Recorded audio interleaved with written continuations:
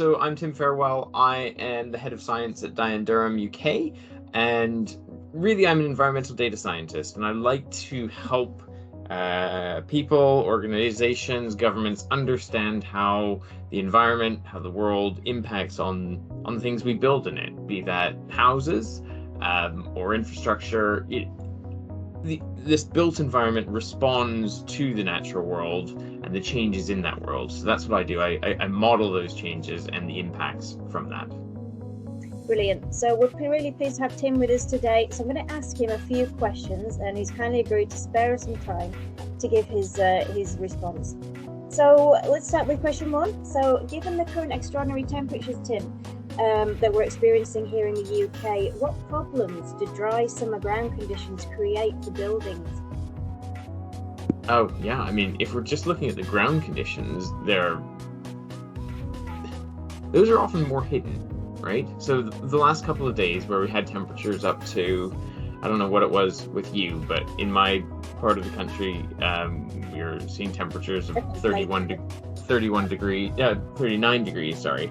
39.1, I think it was. And so we all experienced, that really quite oppressive heat. And people will have noticed in their houses that there were certain rooms which really retained that heat for a long period of time, or some parts perhaps were a bit cooler. So those are noticeable changes in how the housing stock is not really prepared for these hot, dry conditions.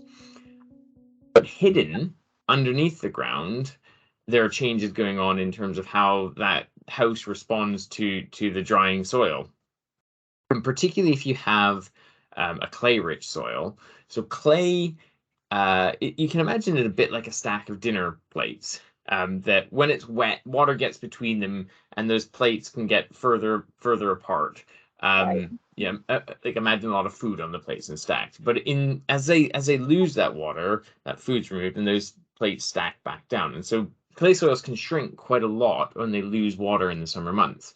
So if your house is built on soils that contain, moderate to a large amount of clay, then you can get differential movement. So part of the house will go down more than others, and that can lead to cracking and failures in both the foundations and actually the structure of the house as well. Yeah. And just to finish off on that, what you'll often find is there's a slight lag between these hot, dry conditions and those cracks expressing themselves. So while people are noticing the heat this week, often it will be later in the summer or when their soils start to re-wet that these cracks express themselves. So keep an eye out. So it's not immediate. Yeah, so exactly.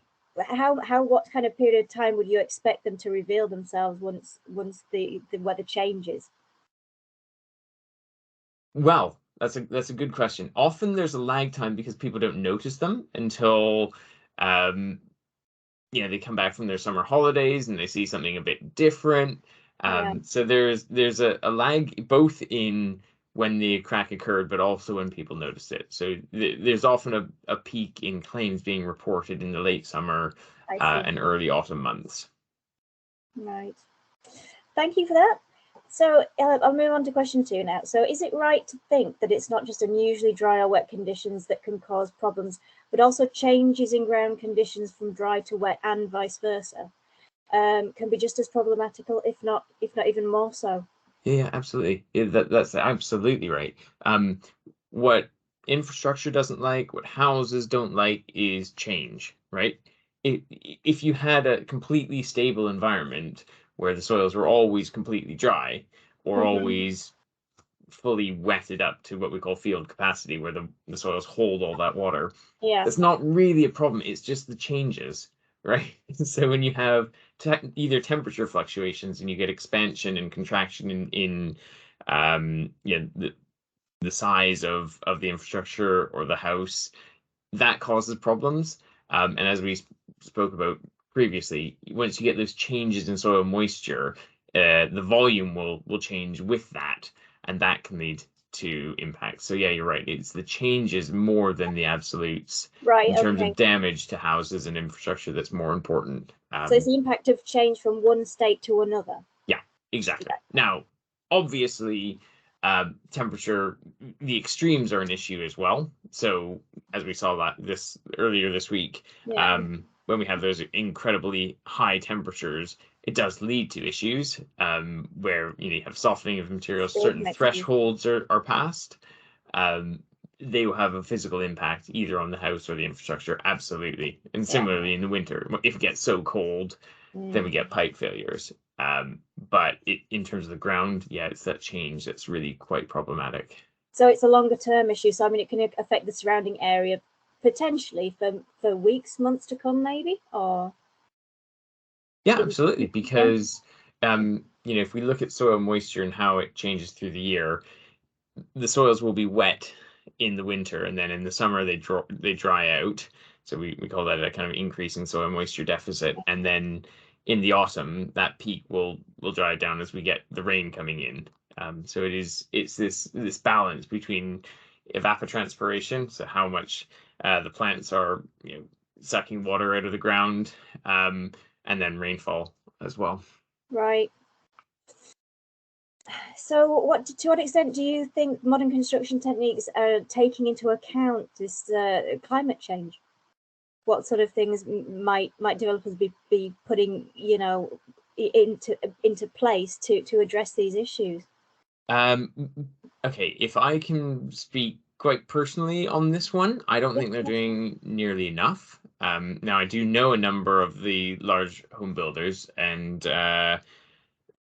we have some really interesting conversations about this. And I actually do believe that genuinely they want to build in a more sustainable way, but they're concerned about profit.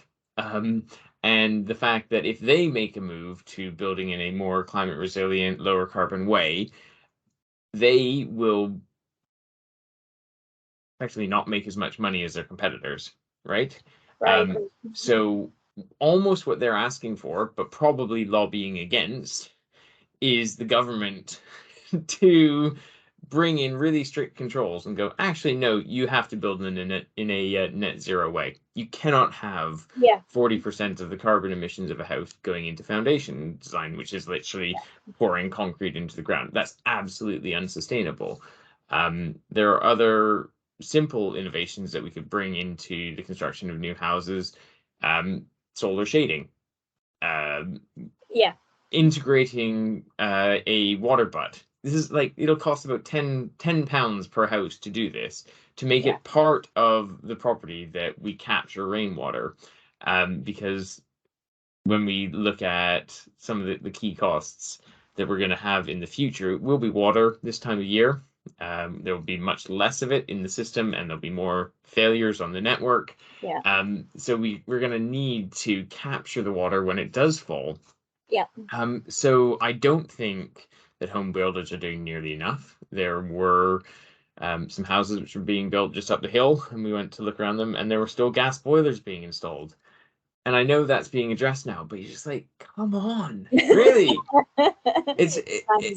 The mind boggles when there are new technologies coming. I don't know if you were seeing some of the results from the passive house temperatures in the last couple of weeks. So you can see the technology is already there. We can already build houses which actually don't require huge amounts of energy being spent to heat these houses, and we can build houses in a very much more sustainable way. We're just not doing it yet.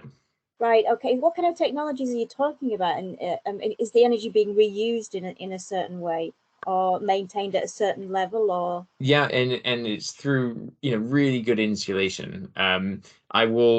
I'll probably not go into a huge amount of detail because I'll go beyond my area of expertise. I went an offshoot. This is much more my wife's area of the business. We'll get her next time. You can get her next time. But there are so many things that you can do when you're starting out with a blank sheet of paper and thinking, how do we build this house so it uses minimal water, no gas, and minimal electricity to maintain a stable temperature through the year. So if you're looking for things, I would suggest that you look at passive house standards. And also there was a really good house, which came out of COP26, and again, that's integrating a lot of those technologies in there. But That's yeah, quite exciting. I'm going to look that up. I haven't yeah, heard do about that, it. and as I say, yeah, reach out to my wife at some point and see if she can point you in a more intelligent way on those texts. No problem. Because I mean, I was thinking while you were talking about the developers, surely it would make sense that when they apply, I mean, there must be a bid process for certain works that maybe offsetting would become part of the planning. And I think that's coming into certain planning infrastructures, but I don't know if it's going to be across the board, but it would make sense for it to be inbuilt within that before the job is even, you know, allocated to a party. So hopefully maybe something like that could be brought in. Yeah, offsetting is good, and looking at how do we reuse reuse material, recycle material into those building materials that we can use. Yeah. So rather than just going and extracting more resources from the world, how can we use things we've already extracted in a new way as part of those new constructions, and retrofit's a massive area too. Yeah. I better move on because I've completely taken off on a tangent because it's interesting. So, so onto construction methods. Do you what are we likely to see? Do you think in terms of changes to construction methods? I think this is a really good question.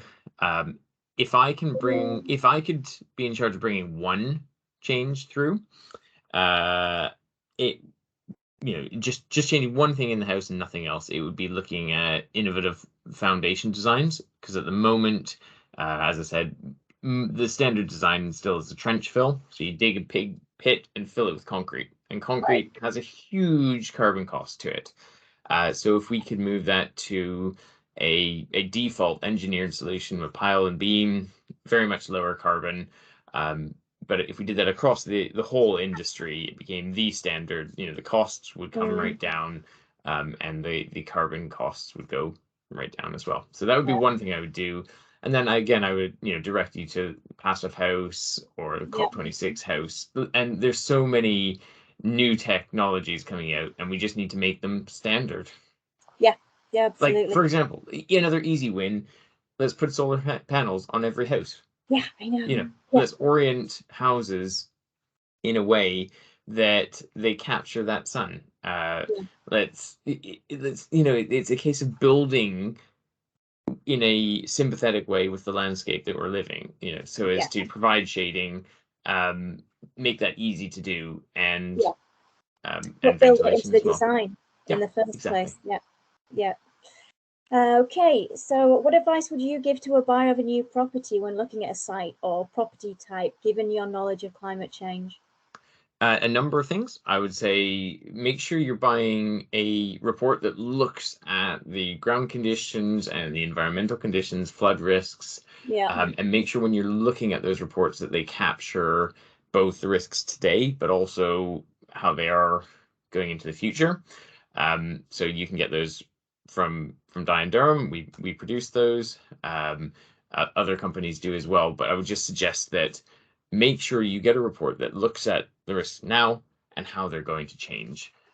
Number one, and other things I would encourage people to do is just consider how much shading there is, particularly for these heat wave events. How would you retrofit that? Can you afford to put a blind or shutters to the property? And what can you do to make that house more resilient to these extreme weather events that are coming? Right. Okay. Well, that's really good advice. Do you think people should consider climate change as a factor when deciding their location of purchasing a property? Yes, with with some strong, sad stories. I would suggest that it won't happen to most people, but there have been those sad stories where people have purchased a house near the coast and haven't considered coastal erosion, which is a key thing that we include in our ground reports. And houses go over the cliff because the cliff just disappears from underneath them. So that's a scary story, which won't happen to most, but it's already occurring. Yeah. That will continue at faster rates in some cases. Yeah. The other thing I would suggest is subsidence. So Helen, I'm not sure where in the country you are, but I'm in West Yorkshire. I'm in Bradford, so I'm Yeah. in the middle of rural area. So We're this is surrounded by hills. Yeah, but this is a classic case. Yorkshire is not known for its hot, dry conditions, is it? So if It you look, wasn't until no, yesterday. absolutely, and this is my point: is that the houses in Yorkshire haven't been exposed to the type of weather conditions that we've had in the southeast No. for decades. Oh, they never have. So what we're starting to, or my models are predicting, is that we're going to see more ground movement, so more subsidence, more pipe failures in the summer months. Yeah. In more northern parts of the country. Yorkshire Water is already starting to see this, where they're seeing an increase in the failure of their pipes in the summer months, which historically has been mostly in the winter months. And this will come through into the housing stock as well. So even if you're buying a house in Yorkshire, which is not known as a subsidence area, look at the ground conditions. As I say, get a ground report. Yeah. If the soils are clay rich, just bear that into mind, that you might not want to, if your house is very old and has very shallow foundations, do a large extension with very deep foundations, because you're going to get differential movement on those parts of the house. Right. So the climate is changing fast and ground risks are changing fast. And so you do want to take into consideration all these how the weather is going to impact on the ground, and how that ground will impact on the properties. So that would be my recommendation. Get a report, and it'll all be spelled out in there about how the risk could change for that property into the future. Are there anything in the report that you would tell people to specifically recommend, ask whether they go to you guys or another supplier? Are there certain things that you could just say, look, if you only ask for these things and make sure they're contained within the report, just for your own safety and knowledge going forward, what would you tell them to ask for, recommend? Okay. So key risks that I would always encourage people to look at, some of them are climate related and others are not. Subsidence, because that's a costly one. Flooding is key. If you're near the coast, you definitely want to get a report that looks at future erosion rates. So coastal erosion. There's a couple hidden hazards as well that I would encourage people to look at. One is mines and voids. So you have a legacy in the UK of thousands and thousands of mines which were closed down hundreds of years ago and pretty much forgotten about. So we pulled together a huge database of, I guess in your area you're more familiar with those. Yeah, and further north as well. Yeah, just kind of been abandoned, these areas. So there will be risk, just sitting there waiting to happen. Yeah. So there's those kind of risks as well, and there's one other one, which is radon. So radon is a gas that comes out through radioactive decay of certain rock types, like granite, for instance. And I would always encourage people to get a radon report, just because it's a key contributor to lung cancer. So most people won't see it. You can't see it. You can't smell it. But if radon accumulates in your house and you're breathing this in all the time, there's a very strong link to increased rates of lung cancer. So that would be the other hidden one. That's not a climate risk, but I'll just chuck it in there as well. No, but it's a risk that's present and could affect people in certain areas. Yeah, absolutely. Yeah, so there's a lot for people to consider there. So I'll leave it there for you today, because I've probably taken up far too much of your time. But thank you very much for joining us. Do you want to give people your contact details, or if they can get in touch with you? Because I know you're happy to talk to people about this if they want to see a friendly face. Yeah, absolutely. Probably the best thing to do is reach out to me on LinkedIn. So Timothy Farewell, and that's farewell as in goodbye. And Helen, maybe you can put a link to my LinkedIn account there. And yeah, just send me a message there, and hopefully I can point you in the right direction so you can get answers to specific questions if you have them. Okay, that's great. Well, Tim's article will be in Property Law UK discussing similar topics, so look out for that coming out soon. But so that's all to say is thank you, Tim, for joining us and giving us your time. Ah, wonderful. Thanks, Helen. I've enjoyed it. Thank you, Tim. Okay. Cheers.